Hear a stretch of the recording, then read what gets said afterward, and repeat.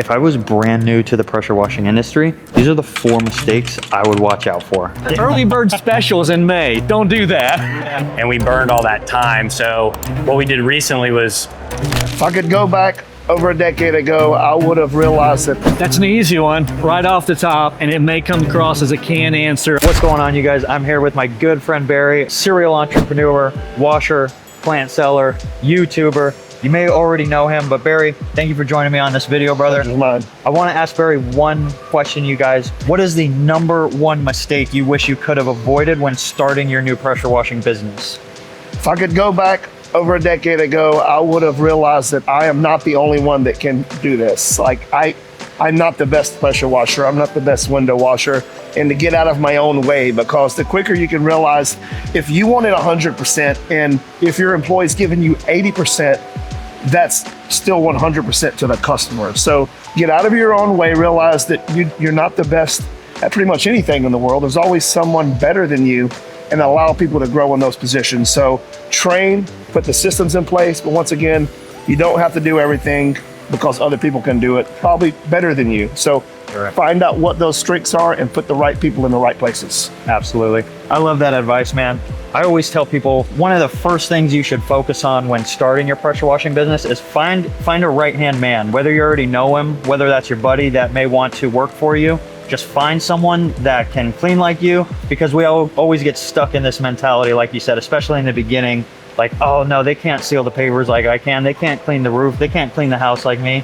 But it's like, no, you need to be doing something else. Someone needs to be doing the washing. So what helped me tremendously in those beginning stages, you guys, is finding that right-hand man that can talk to the customer well. He can do all the cleaning that I can do, if not faster and better. Find someone like that, at least one right away, and then go from there. But great feedback, brother. What's going on, Wash Fam? I hope you're enjoying today's video. Really quick, I just want to thank the folks over at Zarla for sponsoring today's video. Zarla is a premium website builder for very affordable prices. These websites are fully customizable with all the images and videos that you want, or you can use their powerful AI to assist you in the building. The crazy part about the sponsorship, they are running deals up to 75% off right now. You can have a fully optimized 10-page website for $2.99 a month. Or you can have an unlimited page website for $6.99 a month.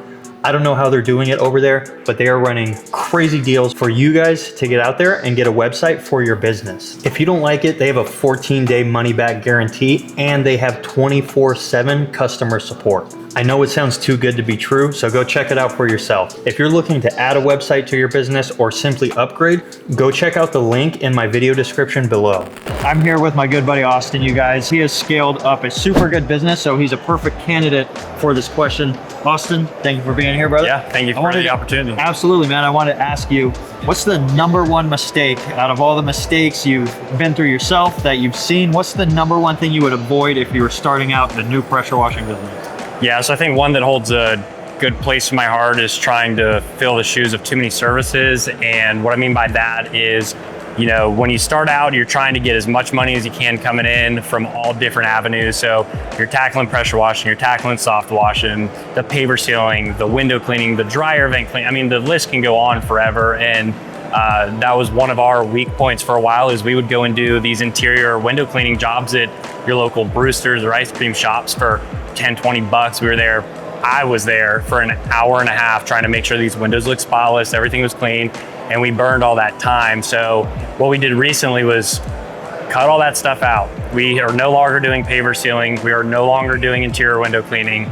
We stopped doing dryer vent cleaning, and we focus on what we're good at, which is pressure washing, soft washing, roof cleaning, large HOA jobs, stuff that our equipment is set up for. It's not a headache. You know, we're not having a lot of the logistical problems of throwing all the stuff in the back of the truck to drive to the job to then pull it out, deal with tangled dryer vent hoses and getting up, just basically cutting all that stuff out. And it's hard at first because you may not get those calls coming in for, that job you're trying to do, but in the long term, it helps you be able to focus your time on whatever services you're good at. Absolutely. I love that you brought that up because I tell so many of the new guys, a new added service is not going to be your saving grace. If you can't make the roof washing and the house washing and the driveway cleanings work out, you're not going to be able to just add this new service and then magically your numbers are doing better. Yeah. So I always tell people focus on what you initially started out to Basics, do. the basic services that everyone's going to look for. And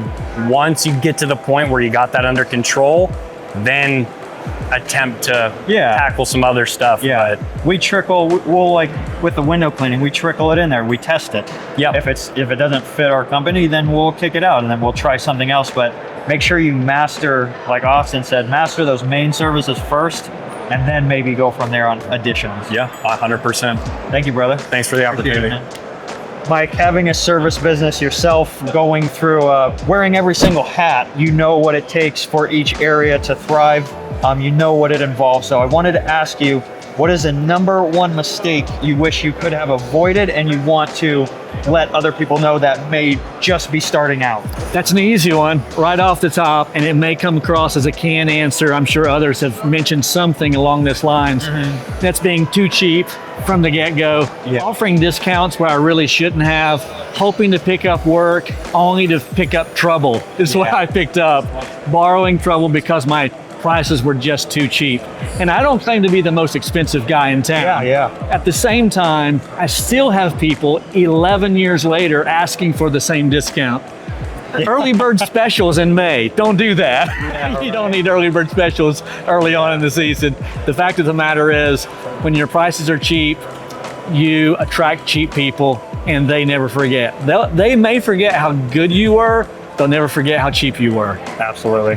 I love that advice, man, because everyone talks about pricing, Facebook, internet, YouTube. Pricing is a huge ordeal. Absolutely it is. And I always tell everyone, it's like, you need to find the numbers that suit your business, not the numbers that someone told you off Facebook, because from me to the next county over, even the next company that's doing the same work in my area, it takes different things to survive. There you go. So there's no standard price, but I'm glad you touched base on that because we don't claim to be the most expensive. We like to be affordable and effective and just provide an awesome service. Right. But at the same time, you have to survive. You're a business. You've got to keep the roof over the head and keep mama happy, as JR would say. I like that. I never criticize people's business models, someone's pricing structure.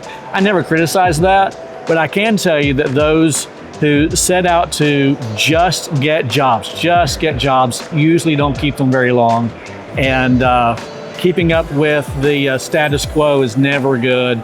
Price the way you feel it is comfortable for you and your business, but just know that your business is a living entity. You have to feed it like a baby. And if you don't feed it, then it's going to die.